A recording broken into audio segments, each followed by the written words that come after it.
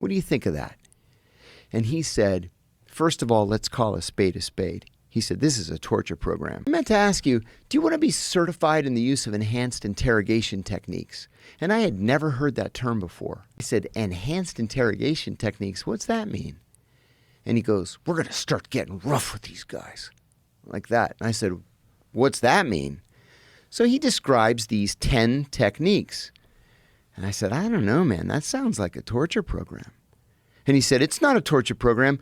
We got it cleared by the Justice Department and the president signed it. He says, think about it. I said, yeah, give me an hour. I need an hour to think about it. I walked out of the cafeteria. I went up to the 7th floor, which is the executive floor. And there was a very, very senior officer up there for whom I had worked 10 years earlier in the Middle East. Knocked on his door, no appointment or anything. And I said, hey, I need some advice. I was just asked if I wanted to be trained in these enhanced interrogation techniques. What do you think of that?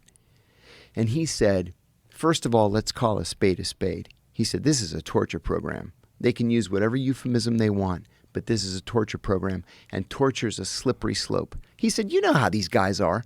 Somebody's going to be a cowboy, they're going to go overboard, and they're going to kill a prisoner. And when that happens, there's going to be a congressional investigation, then there's going to be a Justice Department investigation, and somebody's going to go to prison. Do you want to go to prison? I said, no, I don't want to go to prison. As it turned out, I was the only person who went to prison, but I said, no, I don't want to go to prison. I went back downstairs.